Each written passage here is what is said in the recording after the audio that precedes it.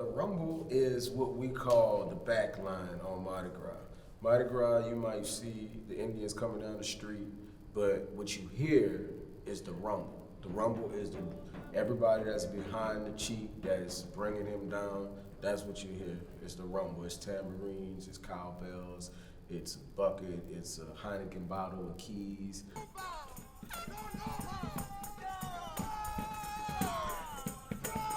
It's everybody that joined in, that took that journey with you, they sang it along with you. So that's the rumble. So that's where that name actually comes from. That's what we represent.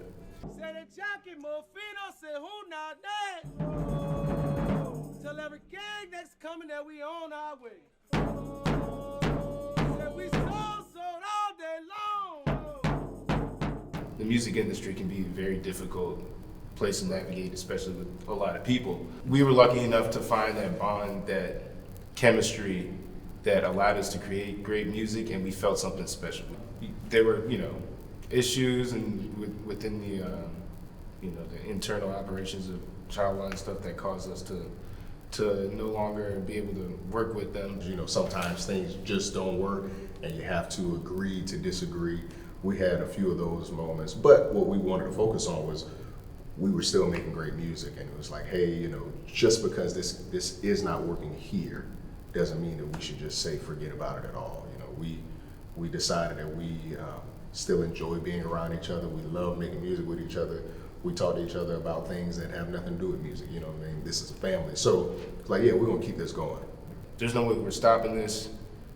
Everybody looked into each other's eyes, and everybody decided that this is what we're gonna do. So here you have it, the rumble. Whoa, whoa, whoa. Uptown coming for you.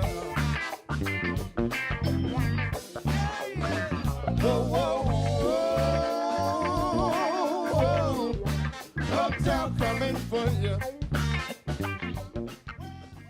We represent the Skull and Bone gangs of New Orleans. We represent the brass bands of New Orleans. We represent the Mardi Gras Indians of New Orleans. So culturally, we want to take what makes New Orleans such a beautiful city and everything that we bring with it, and we want to take it to our own next level, as some people previously seen on some of our past work. We want to continue on in that direction. As much as our I would say maybe our left foot is cemented into what's happened in the past, the culture bearers, all of those greats who came before us, our right foot, if you will, is definitely moving towards the future. Not trying to step away from what came before, bringing it along with us as we continue to take the music to the next level. Continuing to share this music and this culture with people around the world, especially to those who may have missed the boat, if you will, in the 80s and the 90s. Right. Yeah. When this was really happening all over, where you might see Monk somewhere in New York, and then next time someone sees him in Paris, we want to do those same things and really open people's eyes to the other things in New Orleans. We know our purpose now. Right. This is a cyclical thing. This has been done before us, and it wouldn't have been possible if Monk and Bo Dallas hadn't stepped in the studio, right. Studio in the country, in the mid '70s, to do start the Wild Magnolias recording process. It wouldn't have been possible if the generation before them hadn't have maintained this tradition, and this music. So we see ourselves as just the next step in that process, and we have a responsibility to do this the right way and to pass down the tradition in a way that that benefits it and that conserves it in all its glory and its splendor. Yeah. I was taught to understand the importance of especially music, but certainly Afrocentric music, African music. I heard it all throughout my house in different variations and forms. My dad was really good at exposing me to lots of different ways that is manifested. I kind of started to discover how I wanted to be a part of that too, and kind of started to discover within myself what my mission is. I see myself as just another messenger within that legacy. I'm sure everybody. I mean, ironically enough, the culture that I represent, that's one of the first roots of that culture is to carry it on. So you have that responsibility the moment you decide to practice that culture. So that's been drilled into my head, like you said, since a kid. You know, you have to carry it on. You know, this tradition won't be here unless you carry it on. So and that's the way, you know, I can make sure I put that foot forward to carry on, you know, by doing what we're doing right now. This music is so similar to what people are longing for. Right. That it does, like, they don't know what it is, but it pulls them in.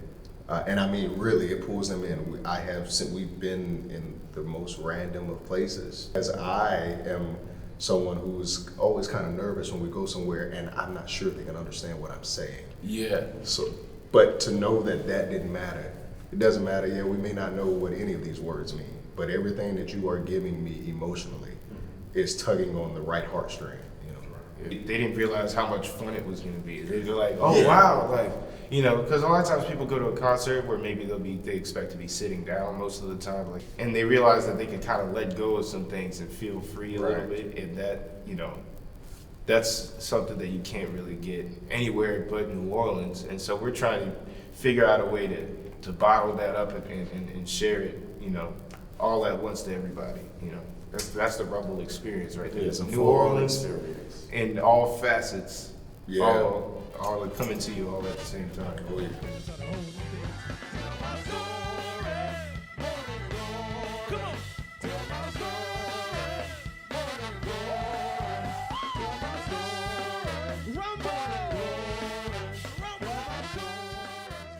Like, it's so important for us to represent our culture and our music correctly.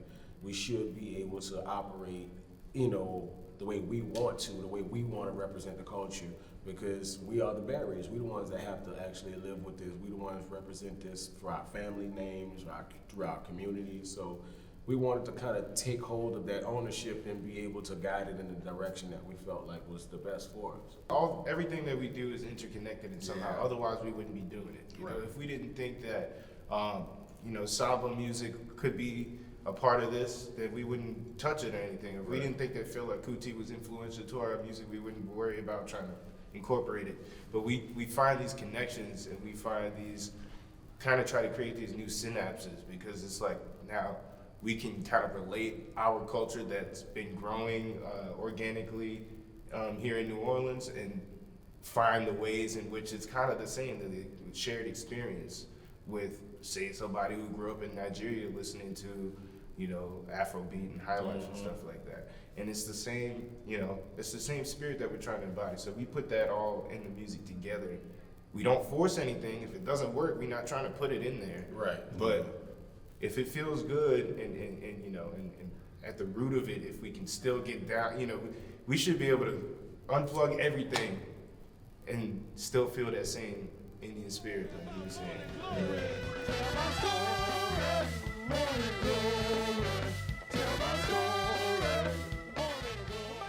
My name is Aurelien Barnes. Joseph Boudreaux Jr. My name is TJ Norris.